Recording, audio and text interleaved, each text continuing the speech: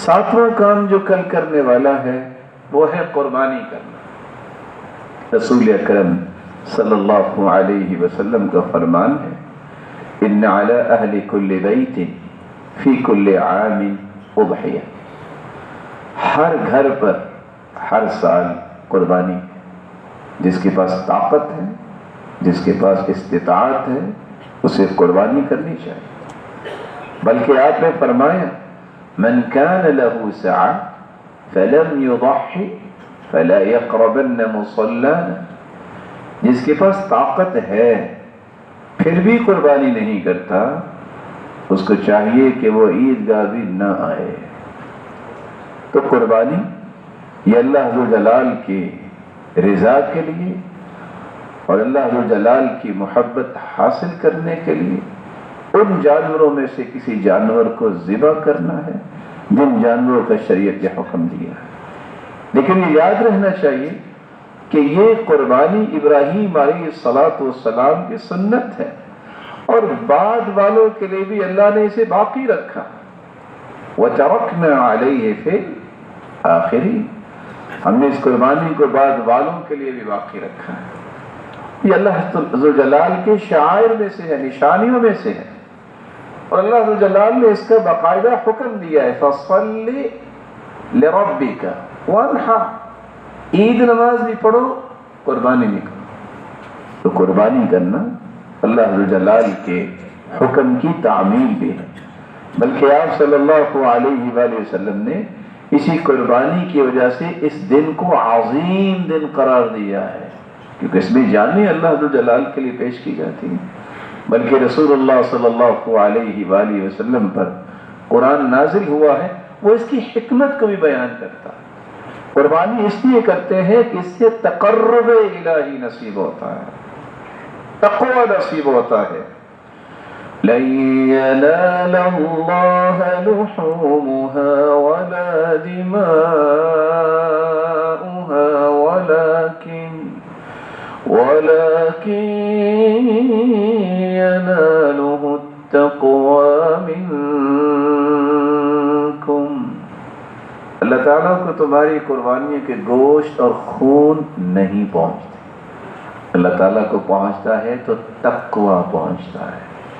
کس نے رب کی رضا کے لیے کام کیا ہے، کس نے اللہ ذوالجلال کا تقرب حاصل کرنے کے لیے کام کیا ہے؟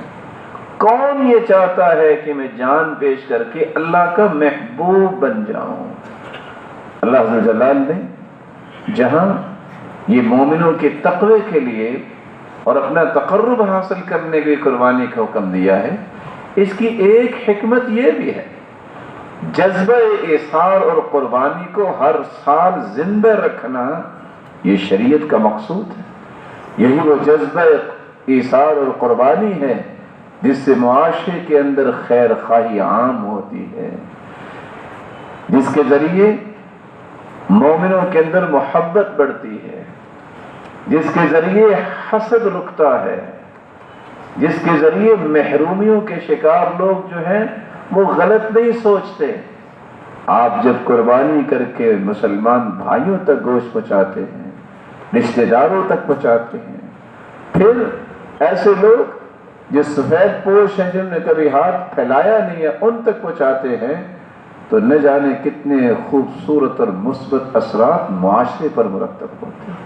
اس کی حکمت ایک وہ بھی ہے کہ گوشت سے لے کے اس کے چمڑے تک فقراء، مساکین، ضرورت مند لوگوں کے دلوں میں خوشی پیدا کرنے کا یہ دن ہوتا ہے، اور کسی کے دل میں خوشی پیدا کرنا، ایسے انسان کو اللہ توفیق دیتے ہیں جو خوشیاں بکھیرنے والا ہے، جس کے دامن کو پھر اللہ خوشیوں سے کبھی خالی نہیں رکھتے، جو لوگوں کو خوشیاں دینے والا ہے، اللہ ذوالجلال سب سے زیادہ خوشیاں اسے نصیب فرماتے ہیں۔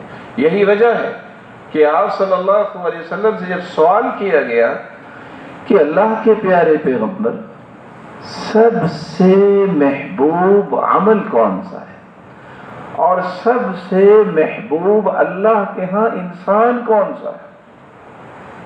آپ نے دو لفظ بولے، فرمایا احب الرجال الی اللہ احب الناس الى اللہ انفعهم للناس، جو لوگوں کے لیے زیادہ نفع مند ہوگا وہ اللہ کے ہاں سب سے محبوب ترین ہوگا۔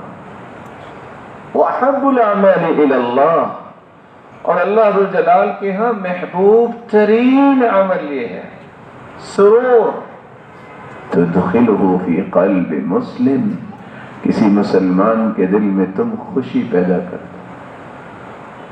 ایک شخص نے سال بھر نہیں گوشت کھایا، جب آپ اس کے گھر میں گوشت بھجوائیں گے کتنا خوش ہوگا۔ ایک شخص خوشی کے موقع پہ رشتہ دار بھی ہے، 2 مہینوں سے آپ کی کلام نہیں، آپ کال کر کے عید مبارک کہیں گے کتنا وہ خوش ہوگا۔ ایک وہ شخص ابھی بھی موقع ہے جس کے پاس لباس نہیں ہے، آپ کے نیبرز میں ہے، آپ کے رشتہ داروں میں ہے، آپ کے تعلق داروں میں ہے، اس کے پاس لباس نہیں، کیا ہو جائے گا اگر کروڑوں کے مالک ایک لباس اس کے گھر بھجوا دیں گے، کتنا اس کے دل میں خوشی آئے گی۔ خوشیاں بکھیرنے والا ہمیشہ اپنے دامن کو خوشیوں سے لبریز رکھتا ہے۔ رسول اکرم صلی اللہ علیہ وآلہ وسلم نے فرمایا خوشی کا ایک زاویہ یہ بھی ہے، تکشف عنہ کربہ، کسی کی مصیبت دور کر دو، تطرد عنہ جوعا، کوئی بھوکا ہے اسے کھانا کھلا دو، اور فرمایا تقضی عنہ دینا، کوئی مقروض ہے اس کا قرض ادا کر دو۔ رسول اکرم صلی اللہ علیہ وآلہ وسلم نے ساتھ یہ فرمایا جو کسی بھائی کی جائز ضرورت کو پورا کرنے کے لیے اس کے ساتھ جاتا ہے، پھر اس کی ضرورت پوری ہو جاتی ہے، جس دن ساری دنیا کے پاؤں اکھڑ رہے ہوں گے اللہ اس کے قدم کو جنت میں جما دے گے۔ یہ خوشی کا دن خیر خواہی کا دن ہے، اس دن کے اندر خیر خواہی کو عام کرنا چاہیے۔ ایک خیر خواہی یہ ہے جو ابھی آپ نے حدیث میں سنی، وہ خیر خواہی اور ہمدردی کے پیکر محمد الرسول اللہ صلی اللہ علیہ وآلہ وسلم نے کچھ خیر خواہی کے پہلو عملاً بھی پیش کیے۔ یہ بھی ایک طریقہ ہے خیر خواہی کا۔ میرے اور آپ کے گھر میں 10 جانور ہیں، میں 2-3 کر سکتا ہوں، باقی ان لوگوں کے گھروں تک پہنچا دیجئے جنہوں نے کبھی قربانی نہیں کی۔ یہ بھی سنت ہے۔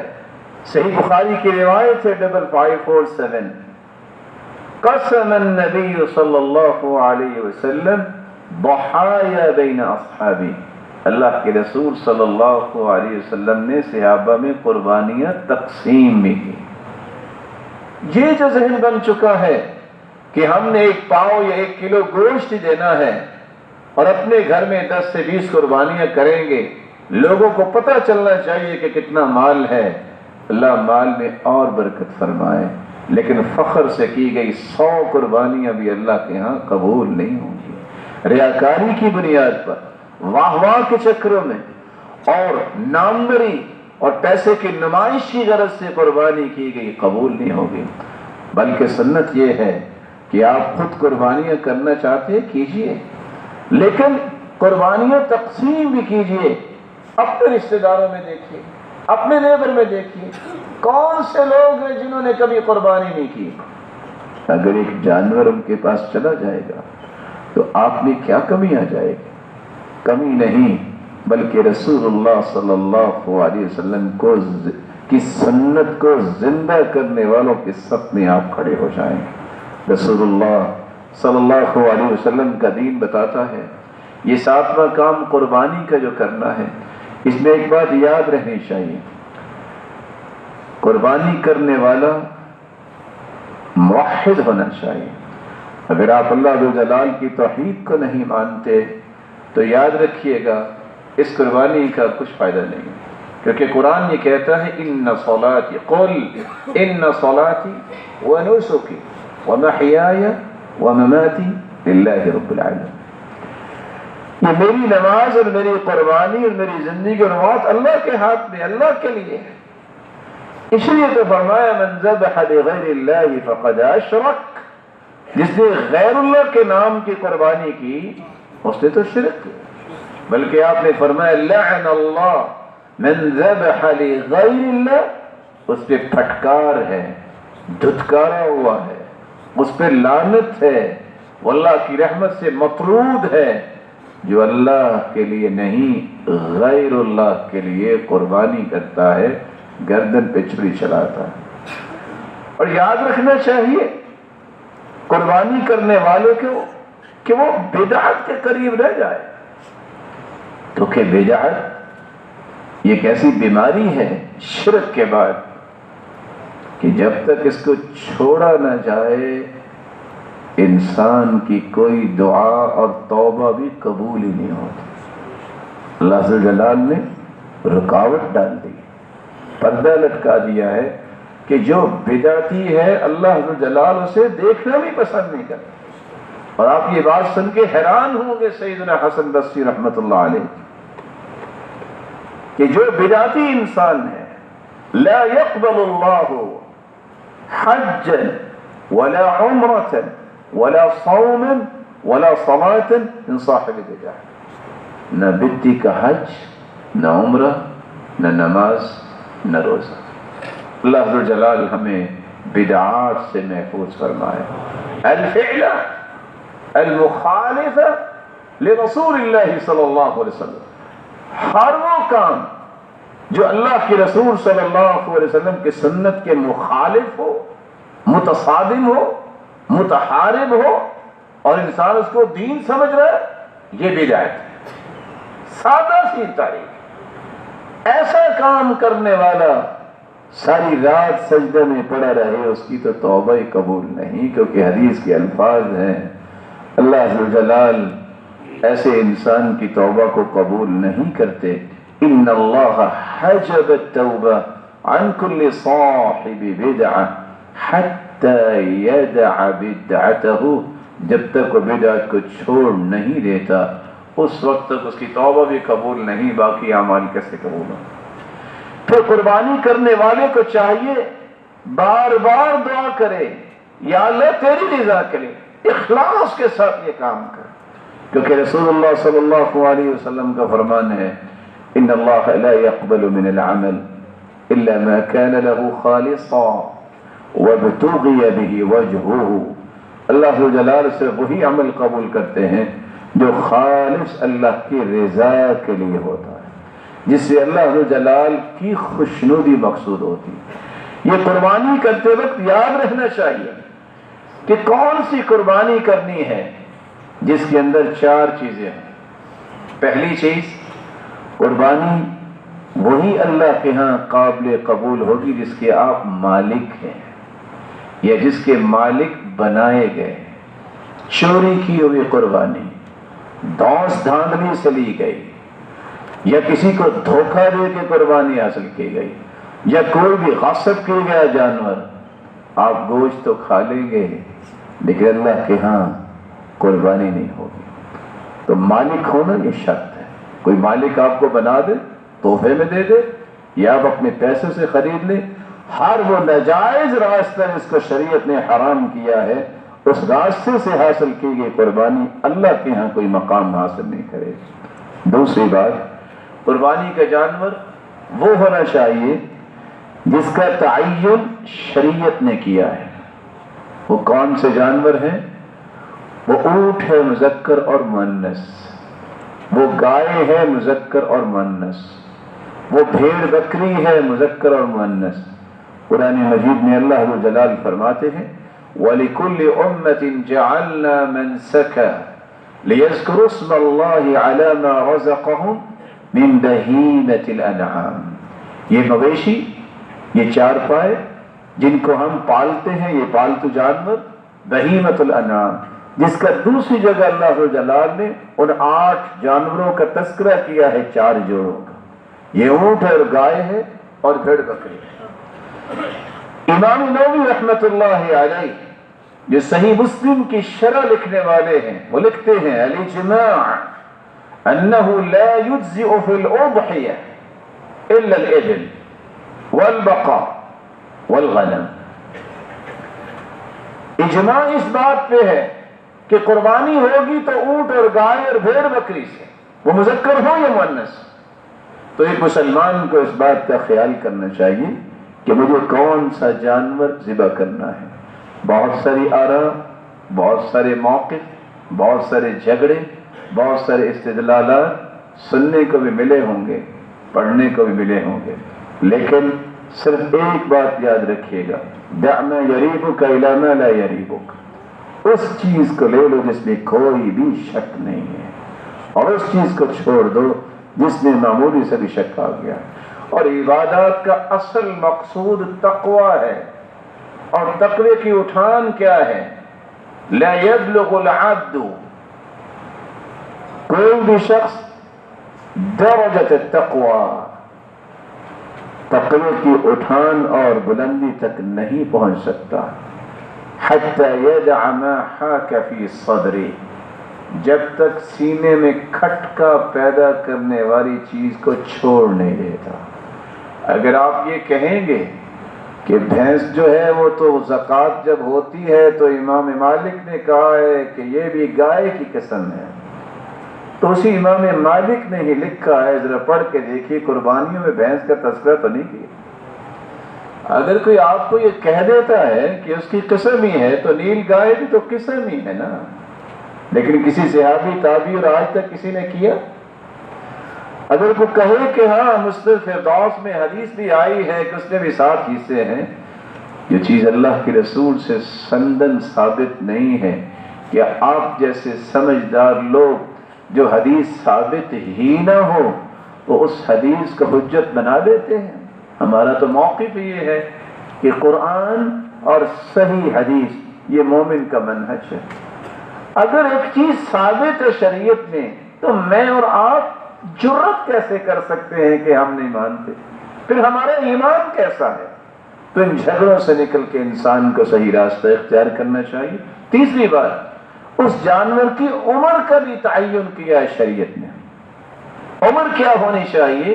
لا تذبحوا الا مسنہ، ایسا جانور ذبح کرو جس کے 2 دانت ٹوٹ چکے ہوں، خود سے کسی آلے کے ساتھ نہ توڑے جائیں، فطرتاً اس کو ٹوٹے ہوں. الا ان يعثر عليكم فتذبحوا جذعة من الضأن، ہاں اگر مشکل پیش آ رہی ہو تو پھر بھیڑ مذکر اور مؤنث 1 سال کا جذع کیا جا سکتا ہے. 5 سال کا اونٹ کم از کم ہو، 2 سال کی گائے کم از کم ہو، اور بھیڑ مذکر اور مؤنث 1 سال کا ہو، نہ بھی اس کے دانت ٹوٹے ہوں تو پھر بھی کیا جا سکتا ہے. لیکن بکری مذکر اور مؤنث ہو جب تک اس کے دانت نہیں ٹوٹے ہوتے یہ کسی صورت میں قربانی کے طور پر ذبح نہیں ہو سکتے. ہاں گوشت کھانا ہے تو کھا لیں. رسول اللہ صلی اللہ علیہ وسلم نے یہ اعلان بھی کروایا تھا، ان الجزع یوفی مما یوفی منہ السنی، جس طرح 2 دانت جس کے ٹوٹ جائیں وہ کفایت کرتا ہے، اس طرح ان جانوروں میں وہ جانور کفایت کر جائے گا سوائے بکری مذکر اور مؤنث کے جو جزع ہو جاتا ہے. جزع 1 سال کی بھیڑ مذکر اور مؤنث، 2 سال کی گائے اور 5 سال کا اونٹ. چوتھی چیز، 4 قسم کے عیب اگر ہوں گے تو قربانی نہیں ہوگی. 4 لا تجوز فی الاضاحی، 4 قسم کے عیب والا جانور بطور قربانی نہیں ہوگا. پہلا عذر اور عیب، العوراء البین عورها، ایسا کانا جانور جس کا کانا پن ظاہر ہے. اگر کانا جانور قربانی کے لیے جائز نہیں تو اندھا جانور کیسے جائز ہوگا؟ بلاول. المریضہ البین مرضها، ایسا بیمار جانور جس کی بیماری بالکل واضح ہے، یہ بطور قربانی نہیں ہوگا. والعرجاء البین ضلعها، ایسا لنگڑا جانور جس کا لنگڑا پن واضح ہے، یہ بطور قربانی نہیں ہوگا. اور چوتھا، والکثیرہ التي لا تلقی، ایسا دیوانہ اور پاگل جانور جس کو دائیں طرف چلائیں تو بائیں طرف جائے، اس کو پتہ ہی نہیں، ایسے جانور کی قربانی نہیں ہوگی. یہ یاد رکھنا چاہیے کہ آپ نے ان 4 چیزوں کو سامنے رکھتے ہوئے جو قربانی کرنی ہے وہ جانور خسی کیا گیا ہو مذکر یا نہ خسی کیا گیا ہو، دونوں قسم کے جانور ذبح کرنا جائز ہے، کیونکہ رسول اللہ صلی اللہ علیہ وآلہ وسلم نے دونوں قسم کے جانوروں کو ذبح کیا۔ آپ صلی اللہ علیہ وسلم نے اس ساتویں کام جو قربانی کا ہے اس میں اس بات کا بھی پہلو پیش کیا ہے کہ اگر آپ گائے ذبح کرتے ہیں تو اس میں 7 حصے ہوں گے، اگر آپ اونٹ ذبح کرتے ہیں تو اس میں بھی 7 حصے ہوں گے۔ ہاں، دوسری روایت کے الفاظ ہے اگر اونٹ اتنا مہنگا ہو جائے کہ 10 بکریوں جتنی اس کی قیمت ہوگی ہے تو اس میں 10 حصے بھی ہوں گے۔